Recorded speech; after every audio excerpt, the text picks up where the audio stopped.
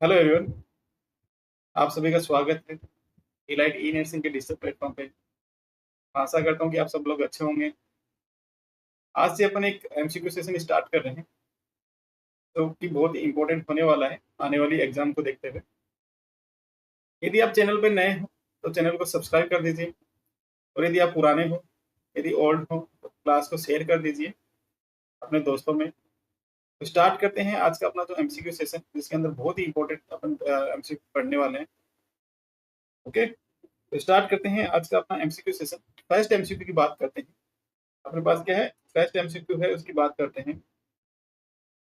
A 53-year-old male with an unknown immunization history sustained a contaminated deep puncture wound history. He is alert and stable. What is the best prophylactic strategy? अपने पास क्या है, एक 53-year-old male patient है जिसको क्या है, एक कंटामिनेटेड डीप पंक्चर वुंड हो रखा है, और उसकी जो हिस्ट्री है, उस हिस्ट्री में अपन को क्या दिया गया है, जो इसका इम्यूनाइजेशन है वो हिस्ट्री क्या है, अननोन है। अपन को पता नहीं है उसका इम्यूनाइजेशन हुआ है कि नहीं हुआ। पेशेंट को भी नहीं पता है कि इम्यूनाइजेशन हुआ है कि नहीं हुआ। ठीक है, इस कंडीशन में बेस्ट प्रोफाइलिटिक स्ट्रेटेजी क्या होगी? एज ए नर्सिंग ऑफिसर आप उसकी बेस्ट प्रोफाइलिटिक स्ट्रेटेजी क्या करोगे? ठीक है, उसके ट्रीटमेंट के अंदर आप क्या क्या इंक्लूड करोगे? ठीक है, तो ऑप्शंस की बात करें, ऑप्शंस के अंदर ऑप्शन ए पढ़ते हैं, टिटनस टॉक्सोइड ओनली, कि उसको ओनली टिटनस टॉक्सोइड देंगे। नेक्स्ट बात करते हैं टिटनस इम्यूनोग्लोबिन, की ओनली इम्यूनोग्लोबिन देंगे। नेक्स्ट ऑप्शन सी की बात करें, बोथ ए एंड बी। ठीक है, बी की बात करते हैं, नो नीड ऑफ प्रोफाइलेक्सिस, कि इसको कोई प्रोफाइलेक्सिस की जरूरत ही नहीं है। ठीक है, तो बात करते हैं क्वेश्चन को। अपन क्वेश्चन को इजीली समझते हैं कि क्वेश्चन में पूछा क्या है। ठीक है, तो अननोन इम्यूनाइजेशन की बात करें, जहां पर भी अननोन इम्यूनाइजेशन आ गया, इसका मतलब क्या है कि उसकी इम्यूनाइजेशन है वो क्या है, इम्प्रॉपर है। इम्यूनाइजेशन है वो कंप्लीटली नहीं हुआ है। तो फर्स्टली अपन को क्या करना है, उसका इम्यूनाइजेशन क्या है, इम्यूनाइजेशन में कहीं ना कहीं क्या है, प्रॉब्लम है। ठीक है, इम्यूनाइजेशन क्या है, अच्छे से हुआ नहीं है, अपन को पता भी नहीं है हुआ कि नहीं हुआ। ठीक है, तो फर्स्ट अपन क्या करेंगे, उस ऐसी कंडीशन में अपन क्या करेंगे, पेशेंट को टीटी तो लगना ही लगना है। ठीक है, पेशेंट को क्या करेंगे, फर्स्ट अपन क्या लगाएंगे, टीटी लगाएंगे। ठीक है, तो ऑप्शन ए तो इसके अंदर है, होगा ही होगा। ठीक है, उसको टीटी तो अपन देंगे ही देंगे। ठीक है, क्योंकि उसका इम्यूनाइजेशन है वो अपने को पता ही नहीं है कि इम्यूनाइजेशन हुआ कि नहीं हुआ, उसको कभी टीटी लगा है कि नहीं लगा। ठीक है, तो उसको टीटी तो अपन देंगे ही देंगे। ठीक है, नेक्स्ट बात करते हैं ऑप्शन बी की, टिटनेस इम्यूनोग्लोबिन। अब इम्यूनोग्लोबिन क्या करता है, इम्यूनोग्लोबिन उसको अपन देंगे नहीं देंगे, तो उसको समझते हैं। इम्यूनोग्लोबिन क्या करता है, इम्यूनोग्लोबिन एक तरीके से क्या है, प्रोटीन सब्सटेंस होता है। ठीक है, क्या होता है, प्रोटीन सब्सटेंस होता है। तो जब भी ये प्रोटीन सब्सटेंस है, ऐसी कंडीशन में यदि किसी पेशेंट को प्रोटीन सब्सटेंस देते हैं, तो प्रोटीन सब्सटेंस क्या करता है, जो अपना वुंड हुआ है उसकी हीलिंग के अंदर क्या करता है, हेल्प करता है। ठीक है, तो प्रोटीन क्या करेगा, वुंड हीलिंग के अंदर क्या करेगा, हेल्प करेगा। ठीक है, वुंड की जो हीलिंग है उसके अंदर क्या करेगा, हेल्प करेगा। तो इस ऐसी कंडीशन में अपन पेशेंट को क्या दे सकते हैं, टिटनेस इम्यूनोग्लोबिन भी दे सकते हैं। ठीक है, तो इसके आंसर की बात करें तो उसके अंदर अपन टिटनेस टॉक्सोइड भी देंगे पेशेंट को, क्योंकि उसका अपन को इम्यूनाइजेशन क्या है पता नहीं है। ठीक है, और उसको इम्यूनोग्लोबिन भी देंगे। तो इसका राइट आंसर की बात करें तो राइट आंसर क्या है, इसका ए एंड बी दोनों क्या है, बहुत राइट आंसर है। ठीक है, तो ऑप्शन सी है वो क्या है, इसका राइट आंसर होने वाला है। No need of prophylaxis, option D, क्योंकि अपने पास क्या है, जो वुंड है वो क्या है, कंटामिनेटेड डीप पंक्चर वुंड है, तो प्रोफाइलेक्सिस की तो अपन को जरूरत पड़ेगी पड़ेगी। ठीक है, यदि प्रोफाइलेक्सिस यदि नहीं करेंगे तो जो इन्फेक्शन है वो डीप टिश्यू के अंदर भी क्या हो जाएगा, फैल सकता है। ठीक है, टिश्यू वगैरह हो गया, या जो नर्व हो गया, जो डीप मसल्स हैं उसके अंदर भी क्या जा सकता है, इन्फेक्शन फैल सकता है। ठीक है, तो प्रोफाइलेक्सिस की नीड है अपन को। ठीक है, तो ऑप्शन डी गलत है। उसके अंदर अपन ऑप्शन सी है वो अपन को क्या देखने को मिलेगा, राइट आंसर देखने को मिलेगा। ठीक है, तो टिटनस टॉक्सोइड भी देना है अपन को, इम्यूनोग्लोबिन भी देना है। ठीक है, ओके, बात करते हैं नेक्स्ट एमसीक्यू की। Next MCQ, a neonate oral cavity filled with mucus. एक अपने पास क्या, एक नियोनेट है, उसकी जो ओरल कैविटी है वो किससे फील्ड है, म्यूकस से फील्ड है, and the cyanosis develop. What should the nurse do first? अपने पास क्या है, एक नियोनेट है, तो उसकी ओरल कैविटी क्या है, वो पूरी म्यूकस से फिल हो चुकी है, और उसको क्या हो गया, साइनोसिस हो गया। तो उस कंडीशन में एज ए नर्स आपका जो फर्स्ट एक्शन है वो क्या होगा? ठीक है, तो ऑप्शन की बात करें कि जो इंसिडेंट है उसको क्या करेंगे, रिकॉर्ड करेंगे। ऑप्शन ए है कि रिकॉर्ड द इंसिडेंट, अपन को इंसिडेंट रिकॉर्ड करना है और कुछ नहीं करना। ठीक है, नेक्स्ट बात करेंगे एडमिनिस्टर ऑक्सीजन, ऑक्सीजन देंगे उसको, या बात करेंगे इंसर्ट ए नेजोगेस्ट्रिक ट्यूब, कि उसको एक नेजोगेस्ट्रिक ट्यूब इंसर्ट करेंगे, या उसका क्या करेंगे, सक्शन करेंगे। ठीक है, तो ऐसी कंडीशन में क्या करते हैं, जब भी किसी पेशेंट की जो ओरल जो म्यूकस ओरल कैविटी यदि वो म्यूकस से फिल हो जाती है, तो इंसिडेंट रिपोर्ट करने से अपन को उसको पेशेंट का साइनोसिस अपन सही नहीं कर सकते, ठीक है। उसका जो म्यूकस है उसको अपन वहां से हटा नहीं सकते, ठीक है। नेक्स्ट बात करें तो ऑप्शन बी की। ऑप्शन बी में क्या है कि उसको ऑक्सीजन एडमिनिस्टर करेंगे। हाँ, ऑक्सीजन एडमिनिस्टर कर सकते हैं, लेकिन क्या है कि जो फर्स्ट एक्शन अपन को पूछा, इसके अंदर क्या पूछा उनको, फर्स्ट एक्शन पूछा है। ऑक्सीजन को अपन को एडमिनिस्टर करना है क्योंकि साइनोसिस हो गया पेशेंट को, लेकिन ऑक्सीजन एडमिनिस्ट्रेशन फर्स्ट एक्शन अपना नहीं होगा यहाँ पे, क्योंकि पेशेंट को क्या हो गया, म्यूकस का जो ओरल कैविटी के अंदर जो म्यूकस है वो फिल्ड हो चुका है, ठीक है। अब पहले ऑक्सीजन एडमिनिस्टर करेंगे तो म्यूकस से प्रयोग करके ऑक्सीजन है वो अपने लंग्स तक नहीं पहुंच पाएगी, ठीक है। अपन को फर्स्ट क्या करना है, जो म्यूकस है उसको वहां से क्या है, हटाना है, ठीक है। म्यूकस को क्या है, वहां से हटाना है। तो बात करते हैं ऑप्शन बी भी इसका राइट आंसर नहीं है। ऑप्शन सी की बात करें, इंसर्ट ए नेजोगेस्ट्रिक ट्यूब। नेजोगेस्ट्रिक ट्यूब का यहाँ तो कोई लेना देना ही नहीं है, क्योंकि नेजोगेस्ट्रिक ट्यूब अपन कहाँ डालते हैं, अपन डालते हैं स्टोमक के अंदर, या तो गैस्ट्रिक लेवाज के लिए या गैस्ट्रिक गैवाज के लिए, ठीक है।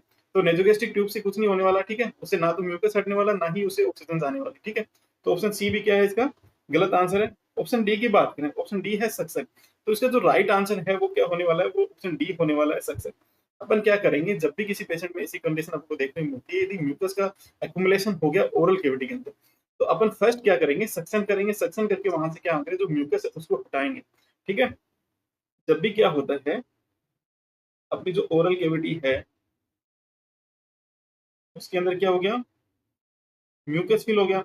अब इस म्यूकस को क्या है, वहां से हटाना पड़ेगा। यदि म्यूकस को वहां से नहीं हटाएंगे, तब तक अपन पेशेंट को क्या नहीं दे पाएंगे, ऑक्सीजन नहीं दे पाएंगे। तो फर्स्ट अपन क्या करेंगे, उसको सक्शन करेंगे, ठीक है। अब जब सक्शन करेंगे, सक्शन करने के बाद जो म्यूकस हट जाएगा, उसके बाद अपन क्या कर सकते हैं, ऑक्सीजन दे सकते हैं पेशेंट को, ठीक है। ऑक्सीजन एडमिनिस्टर कर सकते हैं। तो इसका राइट आंसर की बात करें, ऑप्शन डी है। डी इसका क्या है, राइट आंसर है। तो option A, record the incident, ये गलत आंसर है। इंसिडेंट को अपन रिकॉर्ड कर सकते हैं, वो लास्ट प्रायोरिटी है। जब भी पेशेंट का अपना साइनोसिस यदि सही हो गया, अपन ने जो एक्शन करना था, जो सेक्शन करना है, या उसका जो ऑक्सीजन देना है, या उसकी पोजिशनिंग हो गई, वो सारी चीज करने के बाद अपन क्या कर सकते हैं, उस इंसिडेंट को क्या कर सकते हैं, रिकॉर्ड कर सकते हैं। जो अपना नर्सिंग रिकॉर्ड होता है उसके अंदर अपन क्या कर सकते हैं, रिकॉर्ड कर सकते हैं, ठीक है। तो ऑप्शन ए यहाँ पे गलत आंसर है, ये फर्स्ट प्रायोरिटी नहीं है। एडमिनिस्ट्रेशन ऑक्सीजन एडमिनिस्टर करते हैं, लेकिन इस कंडीशन में पहले अपन क्या करेंगे, सक्शन करेंगे, ठीक है। नेक्स्ट बात करें, सी। सी भी इसका गलत आंसर है। ऑप्शन डी इसका क्या है, राइट आंसर। वहां पे अपन ऑप्शन डी सक्शन अपन को क्या देखने को मिलेगा, राइट आंसर देखने को मिलेगा, ठीक है। फर्स्ट ही अपन को क्या करना है, जो जो अपने ओक्लूजन आ रहे हैं, जो ओरल कैविटी के अंदर जो म्यूकस फिल हो गया, उसको अपन को वहां से क्या करना है, रिमूव करना है, ठीक है। आ गया समझ? ओके, चलते हैं नेक्स्ट क्वेश्चन पे, बात करते हैं अपने नेक्स्ट क्वेश्चन की। नेक्स्ट क्वेश्चन है अपने पास, question number 3। A nurse administer an intramuscular injection of vitamin K to a newborn baby, what is the purpose of the injection. एक नर्स क्या कर रही है, विटामिन के का इंजेक्शन लगा रही है इंट्रामस्कुलर न्यूबॉर्न बेबी के अंदर, ठीक है। What is the purpose of injection, ये इंजेक्शन क्यों लगाते हैं, ठीक है। सिंपल से क्वेश्चन में क्या पूछा है, एक नर्स है, एक न्यूबॉर्न बेबी है, नर्स उसके अंदर क्या है, विटामिन के का इंजेक्शन लगा रही है। तो उस विटामिन के इंजेक्शन के पर्पज क्या है, ठीक है। कभी अपन अडल्ट वगैरह में इतना विटामिन के नहीं लगाते, ठीक है। तो विटामिन के का वहां पे लगाने का पर्पज क्या है, कोई भी न्यूबॉर्न बेबी अपने डिलीवर हुआ है, उसके अंदर अपन विटामिन के का इंजेक्शन क्यों लगाते हैं, ठीक है। तो जब भी इसके ऑप्शन की बात करें, option A, maintain the intestinal flora. Intestinal flora उसको मेंटेन करने के लिए क्या अपन वहां पे विटामिन के का इंजेक्शन लगा रहे हैं, ठीक है। नेक्स्ट बात करते हैं, स्टिमुलेट विटामिन के प्रोडक्शन इन द बॉडी। कि विटामिन के अपन इसलिए लगा रहे हैं कि विटामिन के का प्रोडक्शन स्टिमुलेट हो जाए बॉडी के अंदर, ठीक है। नेक्स्ट बात करते हैं, C, provide protection until the intestinal flora established, ठीक है।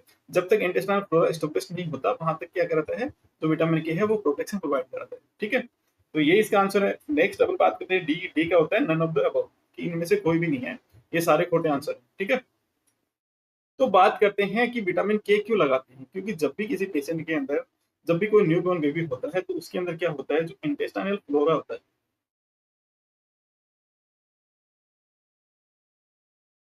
वो क्या होता है, अपसेंट होता ही नहीं, ठीक है।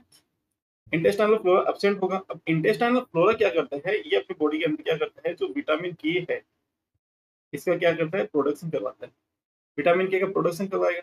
अब यदि विटामिन के का प्रोडक्शन नहीं होगा, क्योंकि जब न्यूबॉर्न बेबी होता है उसके अंदर क्या होता है, इंटेस्टाइनल फ्लोरा डेवलप ही नहीं होता, ठीक है। इंटेस्टाइनल फ्लोरा होता ही नहीं है। इंटेस्टाइनल फ्लोरा यदि नहीं है, तो विटामिन के का प्रोडक्शन नहीं होता। विटामिन के क्या करता है, जो अपने क्लोटिंग के अंदर हेल्प करता है, ये क्या करता है, ये अपने क्लोटिंग के अंदर हेल्प करता है।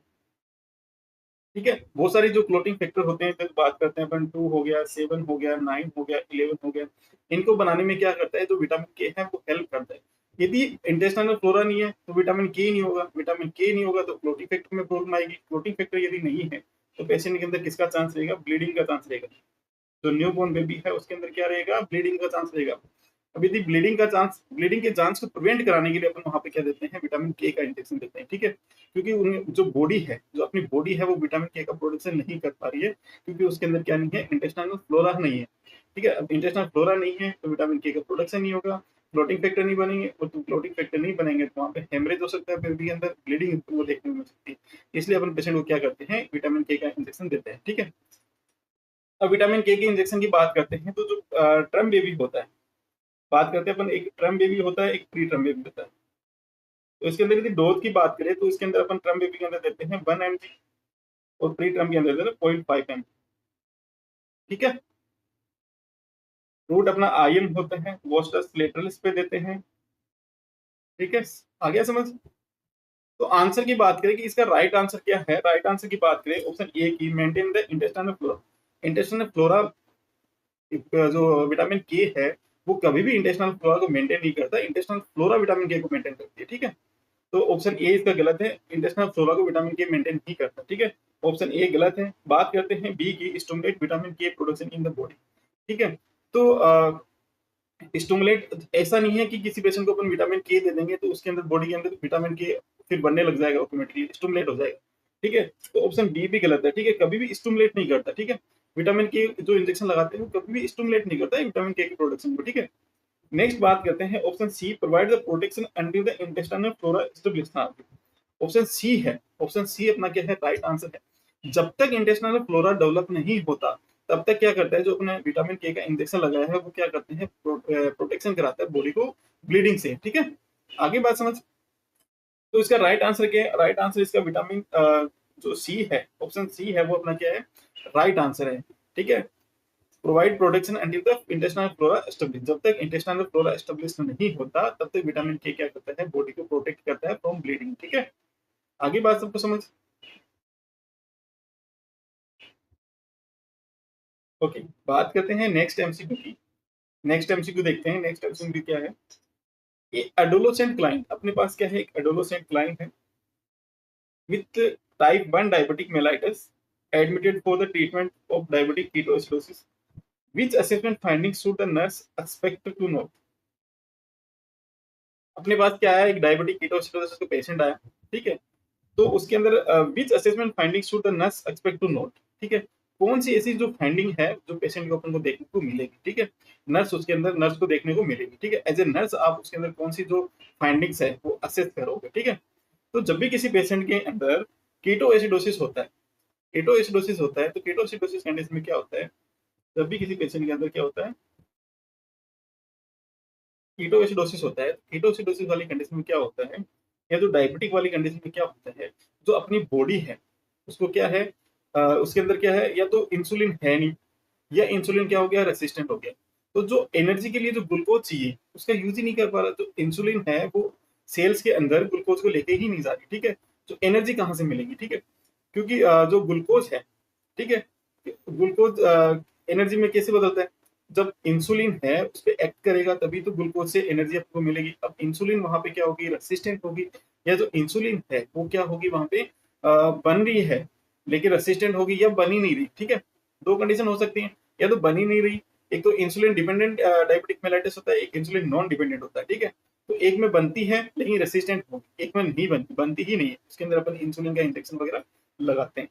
तो ऐसी कंडीशन में क्या होता है, ऐसी कंडीशन में क्या होता है, जो ग्लूकोज जब बॉडी के अंदर यूटिलाइज ही नहीं होता, तो ऐसी कंडीशन में क्या करता है, जो अपनी बॉडी है वो एनर्जी के लिए क्या करती है, जो अपना फेट है, जो बॉडी का फेट है उसको क्या करेगी, उसको बर्न करेगी। जब बॉडी का फेट बर्न होता है, ठीक है, जब क्या होगा, बॉडी का फेट बर्न होएगा तो उस कंडीशन में क्या होगा, वहां से क्या निकलता है, कीटोन निकलता है। ठीक है, वहां से क्या निकलेगा, कीटोन बॉडीज निकलेगी।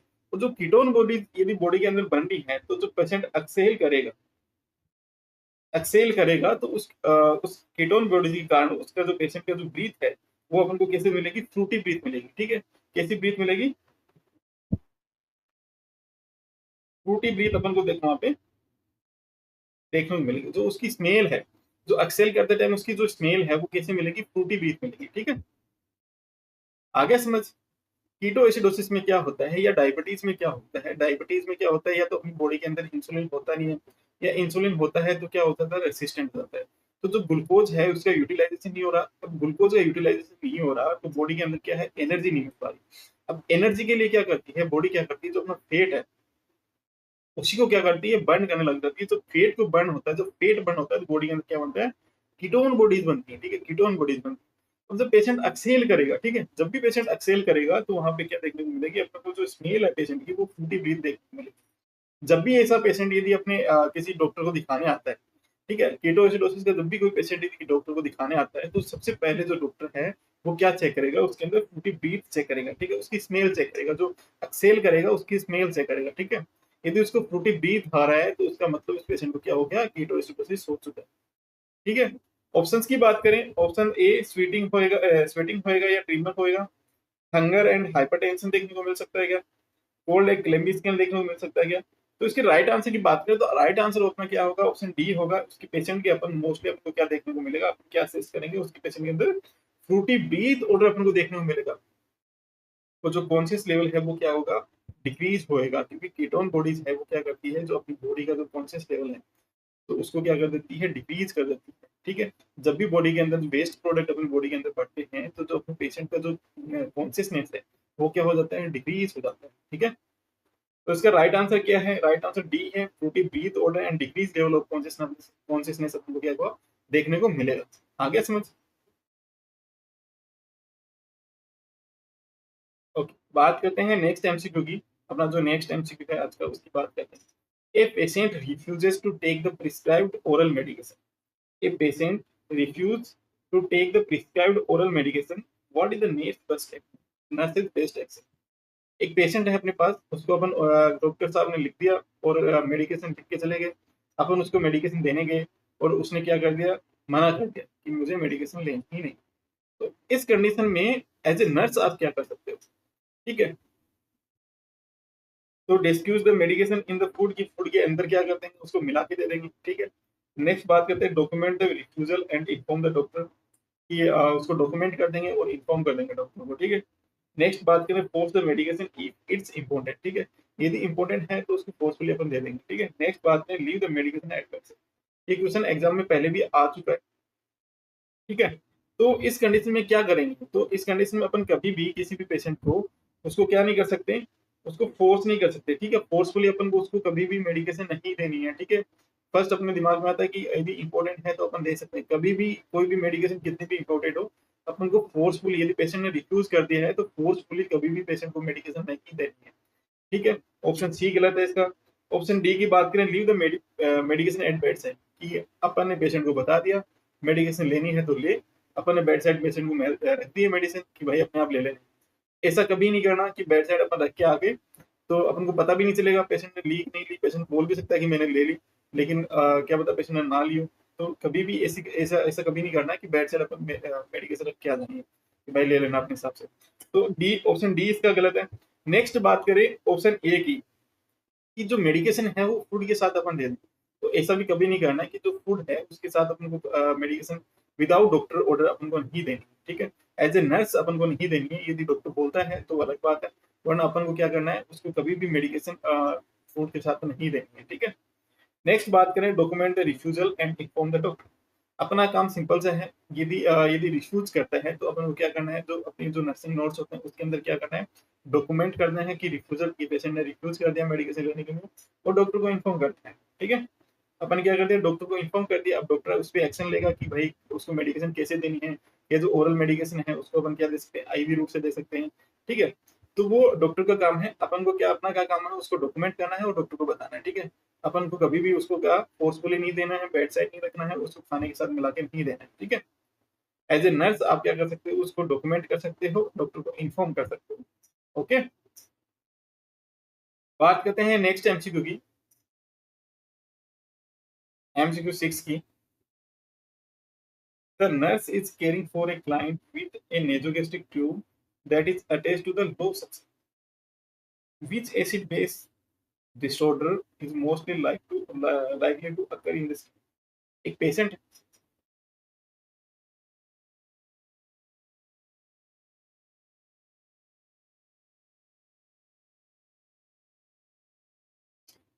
है अपने पास, उसको क्या है, नेजोगेस्ट्रिक ट्यूब लगी है और नेजोगेस्ट्रिक ट्यूब से क्या लगा है, लो सक्शन भाग है। लो सक्शन का मतलब क्या है, लो सक्शन क्या करता है, धीरे धीरे क्या करता है, जो अपना जो स्टोमक का जो मटेरियल है, स्टोमक का जो गैस्ट्रिक जूस है, HCl है, उसको क्या करता है, मुंह से बाहर निकालता है। ठीक है, सक्शन के थ्रू उसको क्या करते हैं, बाहर निकालते हैं। ठीक है, which acid based disorder is most likely to occur in this client, ऐसे क्लाइंट के अंदर पर कौन सा एसिड बेस अपन को देखने को मिलेगा। ठीक है, तो सिंपल सी कंडीशन है, सिंपल सी चीज है। अपन कंडीशन कहाँ देख रहे हैं, अपन कंडीशन देख रहे हैं स्टोमक से रिलेटेड या जो मेटाबॉलिज्म से रिलेटेड। तो इसके अंदर जो रेस्पिरेटरी है, जो रेस्पिरेटरी वाले ऑप्शन है, उसको क्या कर देते हैं, एलिमिनेट कर देते हैं, क्योंकि रेस्पिरेटरी इसके अंदर होना ही नहीं है। क्योंकि अपन तो बात कर रहे हैं एच प्लस साइन की, या जो अपने जीआईटी सिस्टम की। ठीक है, मेटाबॉलिज्म से रिलेटेड बात है, जीआईटी से रिलेटेड बात है, तो रेस्पिरेटरी अपना एसिडोसिस या एल्कोसिस सबको देखने को वहाँ पे नहीं मिलेगा। तो ऑप्शन सी एंड डी तो डायरेक्ट गलत हो गए, ये तो डायरेक्ट ही गलत हो गया, क्योंकि अपन बात ही नहीं कर रहे रेस्पिरेशन से, CO2 की कोई बात ही नहीं कर रहे। ठीक है, ठीक है, अपन CO2 की तो कहीं बात ही नहीं कर रहे। ओके, तो ऐसी कंडीशन में क्या होता है कि उस पेशेंट के अंदर आपको एसिडोसिस देखने को मिलेगा, मेटाबॉलिक एसिडोसिस देखने को मिलेगा, मेटाबॉलिक एल्कोसिस देखने को मिलेगा।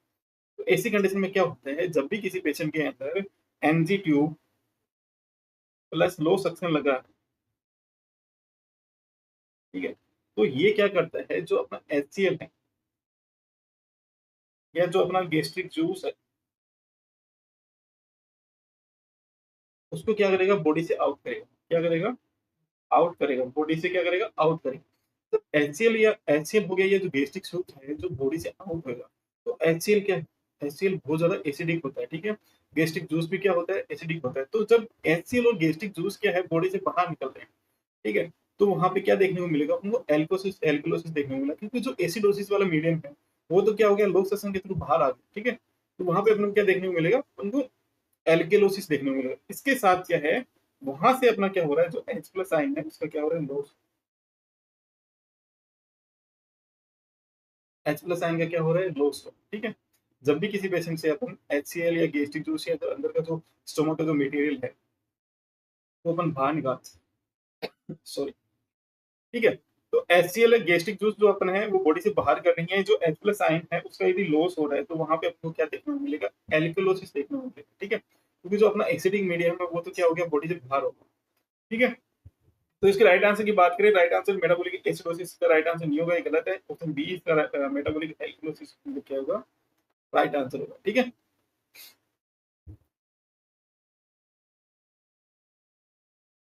आगे सबको समझ, बात करते हैं नेक्स्ट MCQ की। अपन पढ़ेंगे नॉर्मल पीएच कितनी होती है, CO2 कितना होता है, HCl कितनी, आगे एक क्वेश्चन आएगा उसके अंदर तो सारी ये डिटेल्स पढ़ेंगे, ये एसिडोसिस किसको बोलते हैं, एल्कलोसिस किसको बोलते हैं। ठीक है, नेक्स्ट बात करते हैं, sorry, an emergency department, nurse prepared to treat a child with acetaminophen. एक पेशेंट को क्या है, एसिटामिनोफेन चल रही है। ठीक है, तो उस एसिटामिनोफेन की क्या होगी, ओवरडोज होगी। ठीक है, अपन के पास क्या है, एक चाइल्ड आया है, या कोई इमरजेंसी डिपार्टमेंट में एज ए नर्स अपन काम कर रहे हैं, वहां पे क्या है, एक चाइल्ड अपने पास आया है, उसको क्या हो गया, एसिटामिनोफेन की ओवरडोज हो गई, तो उसका अपन ट्रीटमेंट कर रहे हैं। ठीक है, the nurse reviews the physician prescription expecting that which of the following will be prescribed. तो एज ए नर्स आप क्या रिव्यू करेंगे कि फिजिशियन ने क्या ऑर्डर किया होगा, ठीक है, क्या प्रिस्क्राइब किया होगा। ठीक है, एज ए नर्स आप क्या उसके अंदर एक्सपेक्ट करेंगे कि जो डॉक्टर है वो क्या प्रिस्क्राइब करने वाला है या क्या प्रिस्क्राइब किया है। ठीक है, तो सिंपल सा पूछा है कि जो एसिटामिनोफेन है उसकी एंटीडोट क्या होगा।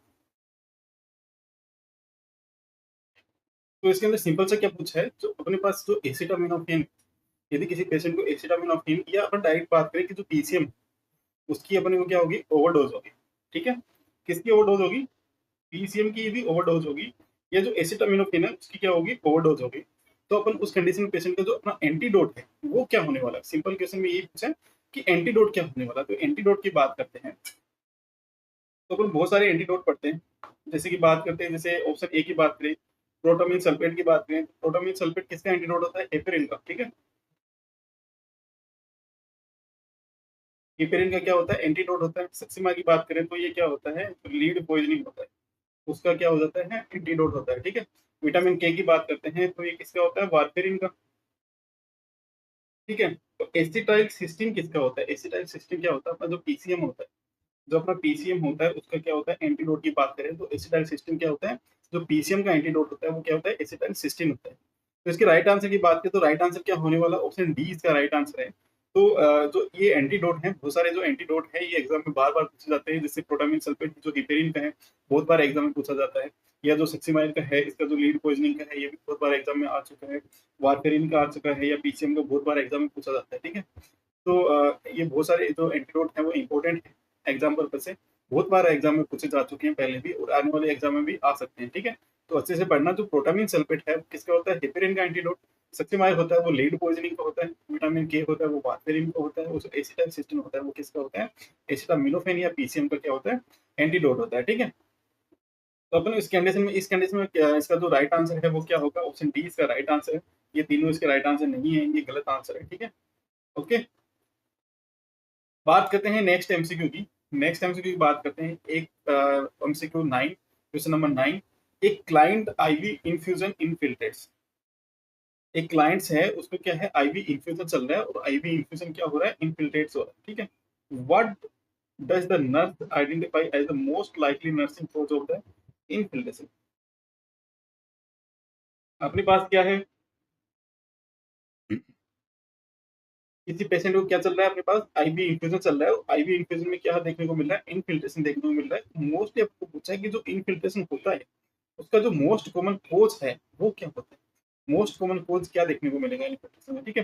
तो बात करते हैं फर्स्ट इसके ऑप्शंस की, कि excessive height of the IV bag, तो आईवी बैग है उसकी यदि अपन हाइट एक्सेसिव है उस वजह से क्या इनफिल्ट्रेशन हो सकता है, ठीक है। नेक्स्ट बात करें ऑप्शन बी की, failure to secure the catheter adequately, ठीक है। जो अपन आईवी कैनुला लगा रहे हैं, जो आईवी लाइन लगा रहे हैं उसको यदि अपन सिक्योर नहीं कर पा रहे उस वजह से आईवी फिल्ट्रेशन देखने को मिल सकता है, ठीक है, इनफिल्ट्रेशन देखने को मिल सकता है। सी की बात करें, contamination during the catheter insertion, जब अपन ने आईवी कैनुला लगाया, आईवी लाइन लगाई, उस टाइम क्या हो गया, वहां पे कंटामिनेशन हो गया, उस वजह से क्या देखने को मिल सकता है, इनफिल्ट्रेशन देखने को मिल सकता है, ठीक है। नेक्स्ट बात करें, infusion of A chemically irritating medication, बहुत सारी ड्रग्स होती हैं जो क्या करते हैं, इरिटेशन करती हैं। अपन जब आईवी लाइन लगाते हैं तो वहाँ पे उनको रेडनेस देखने को मिल सकती है, इचिंग देखने को मिल सकती है, या पेन देखने को मिल सकता है, ठीक है। बहुत सारी मेडिकेशन होती है, जैसे बात करते हैं अपन एग्जाम्पल के तौर की बात करते हैं, जैसे केसीएल हो गया अपना, ठीक है। जो केसीएल है अपन लगाते हैं तो पेशेंट को बहुत ज्यादा इरिटेशन होता है, वहाँ पे पेन देखने को मिलता है, ठीक है। तो इसके राइट आंसर की बात करें, इनफिल्ट्रेशन क्यों होता है, यदि इनफिल्ट्रेशन की बात करें कि इनफिल्ट्रेशन होता क्या,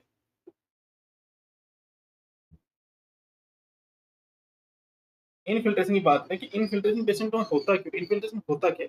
तो जब भी किसी पेशेंट के अंदर मान लो कि जैसे ये अपना क्या है, हाथ, यहाँ पे ये अपनी क्या है, वेन है, ठीक है। अपन ने क्या लगाया है, यहाँ से कैमरा लगाया, ठीक है, ये कैमरा क्या है, ऐसे चला गया, ठीक है। जब भी किसी पेशेंट के अंदर अपन ऐसे कैमरा लगाते हैं तो बहुत बार क्या होता है, जो काफी टाइम बाद या अपन उसको अच्छे से नहीं लगा पाते या उसको अच्छे से सिक्योर नहीं कर पाते, उस कंडीशन में क्या होता है, जो ये कैमरा की जो टिप होती है ये क्या होती है, उस वेन को पंक्चर करके बाहर निकल जाती है, ठीक है। इस वेन को क्या करके पंक्चर करके बाहर निकल जाएगी, और जो फ्लूइड अपन लगा रखे हैं, जो मेडिकेशन अपन उसके थ्रू दे रहे हैं, वो उसका क्या हो गया, वहाँ पे एक्युमुलेशन हो गया, ठीक है, ठीक है। वहां पे क्या हो गया, एक्युमुलेशन हो गया, जो टिश्यू है, जो बाहर के टिश्यू है उसके अंदर क्या देखने को मिलेगा, अपन एक्युमुलेशन देखने को मिलेगा। उस एक्युमुलेशन के कारण वहां पे क्या देखने को मिल सकते, स्वेलिंग देखने को मिल सकती है, उसी को अपन क्या बोलते हैं, इनफिल्ट्रेशन बोलते हैं, ठीक है। फेलोबाइटिस अलग चीज होती है, इन्फिल्ट्रेशन अलग चीज होती है। फेलोबाइटिस के अंदर क्या होता है, इन्फेक्शन हो जाता है, इसके अंदर इन्फेक्शन नहीं होता है, इसके अंदर जो फ्लूइड अपन लगा रहे हैं, जो अपन ने कैमरा लगाया, आईवी लाइन है, वो वेन से हटके बाहर निकल जाती है, वेन से, ठीक है।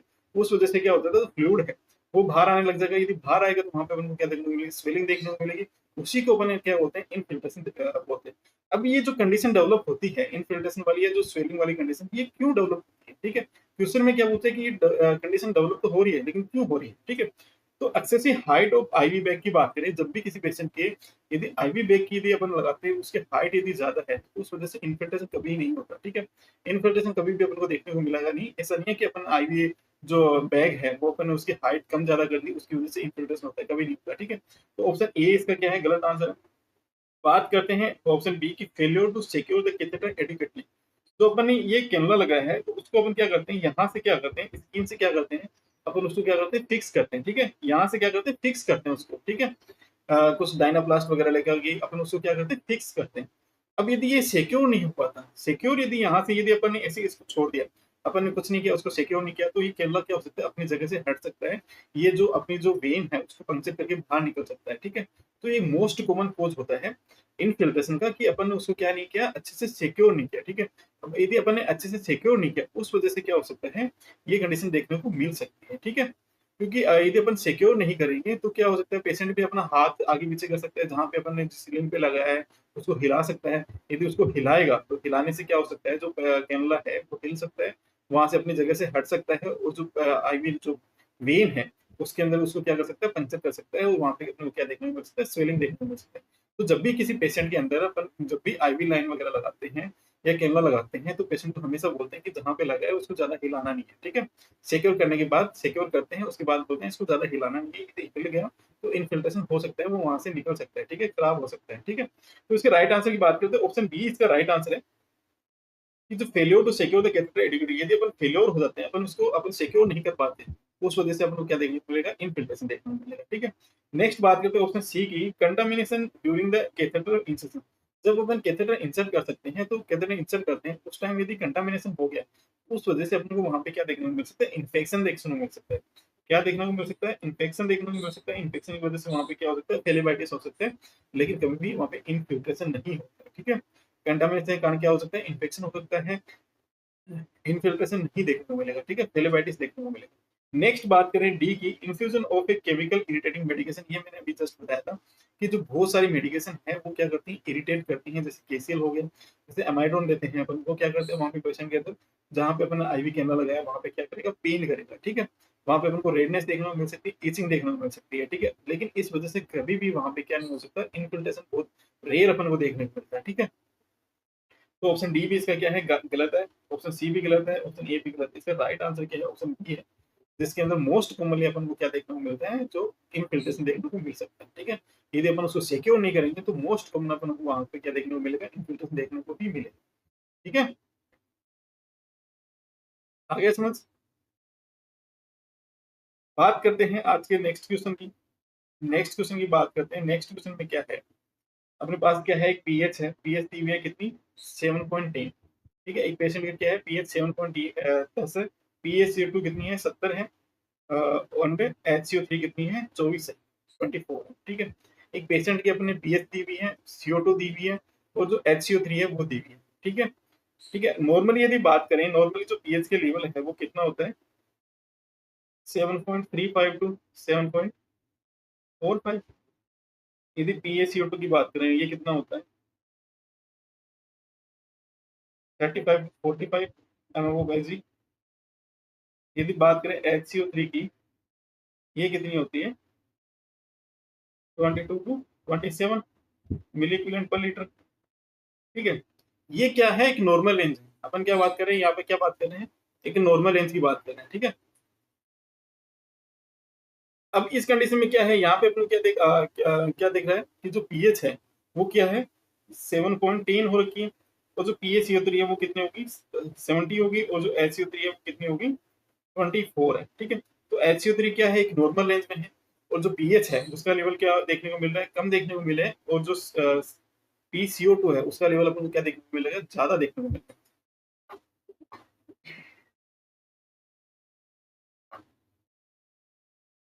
तो जब भी पीएच बात करें, पीएच की, जब भी पीएच का लेवल कम होता है, जब भी पीएच डिक्रीज होता है, तो हमेशा याद रखना जो CO2 है वो क्या होगी, अपन को इंक्रीज देखने को मिलेगी, ठीक है। दोनों अपन एक दूसरे के उल्टे होते हैं, ठीक है, एक दूसरे के एनिमी होते हैं, दुश्मन होते हैं, ठीक है। जब भी पीएच कम होगी तो CO2 क्या होगी, इंक्रीज होगी। जब भी पीएच बढ़ेगी, जब भी पीएच बढ़ेगी तो CO2 क्या देखने को मिलेगी, डिक्रीज देखने को मिलेगी, ठीक है।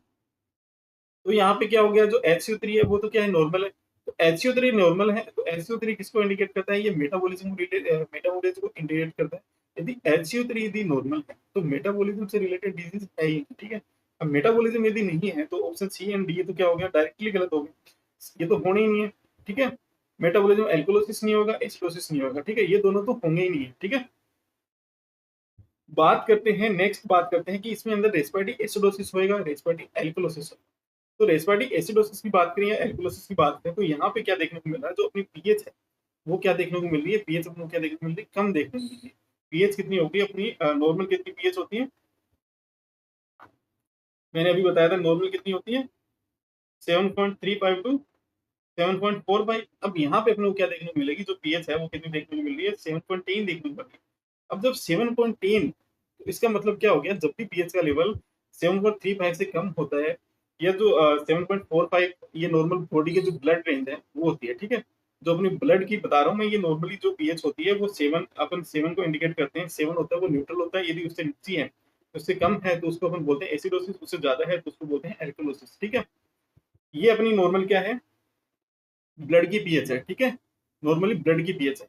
जब भी किसी पेशेंट के अंदर 7.35 से क्या हो गया, जो पीएच है वो अपनी बिलो आ गई, तो इसका मतलब क्या, पेशेंट को क्या देखने को मिलेगा, वहाँ पे एल्कोलोसिस, सॉरी एसिडोसिस देखने को मिलेगा, ठीक है। पीएच क्या हो रही है, कम हो रही है, तो वहां पे क्या देखने को मिलेगा, एसिडोसिस देखने को मिलेगा, ठीक है। तो जो रेस्पिरेटरी एल्कोलोसिस वाला ऑप्शन है, तो ये भी गलत हो गया, रेस्पिरेटरी एल्कोलोसिस तो होगा ही नहीं, क्योंकि पीएच अपनी क्या होती है, पीएच अपनी क्या हो रही है, कम हो रही है। तो पीएच कम होती है तो क्या होता है, एसिडोसिस देखने को मिलेगा। तो यहाँ पे अपने को क्या देखने को मिलेगा, एसिडोसिस, उसके अंदर क्या देखने को मिलेगा, रेस्पिरेटरी एसिडोसिस, ठीक है। मेटाबॉलिज्म नहीं होगा क्योंकि वो HCO3 से रिलेटेड नहीं है। यहाँ पे किस में प्रॉब्लम आ रही है, यहाँ पे CO2 में प्रॉब्लम आ रही है। CO2 मैंने कितनी बताई आपको, नॉर्मल 35 टू 45 बताई, यहाँ पे जो CO2 है वो कितनी हो रही है, 70 हो रही है, ठीक है। तो CO2 क्या होगी, बहुत ज्यादा बढ़ चुकी है, वो पीएच क्या होगी, कम हो गई है, ठीक है। दोनों उल्टे होते हैं, एक दूसरे के दुश्मन होते हैं। तो जब पीएच कम होती है तो एसिडोसिस होता है, ठीक है। ओके, तो इस कंडीशन में क्या, इसका राइट आंसर क्या होगा, ऑप्शन बी इसका राइट आंसर है, ठीक है, रेस्पिरेटरी एसिडोसिस। अब बात करते हैं कि ये कंपनसेट है या अनकंपनसेटेड है, ठीक है। इसके अंदर तो अपन को डायरेक्टली आंसर मिल गया इस क्वेश्चन में, लेकिन बहुत सारे क्वेश्चन ऐसे आते हैं जिसके अंदर अपन को आंसर मिलता नहीं है। इस कंपनसेट और अनकंपनसेट के अंदर अपन को प्रॉब्लम होती है कि ये कंपनसेट है कि अनकंपनसेट है, उसका पता नहीं चलता। तो कंपनसेट और अनकंपनसेट को अपन समझेंगे इजीली कि कंपनसेट क्या होता है, अनकंपनसेट क्या होता है, एक पार्शियली कंपनसेट होता है, ठीक है। फर्स्ट अपन पढ़ते हैं कंपनसेट,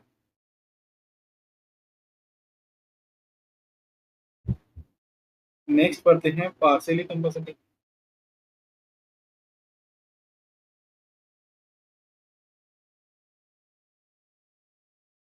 फिर पढ़ते हैं अनकंपनसेटेड।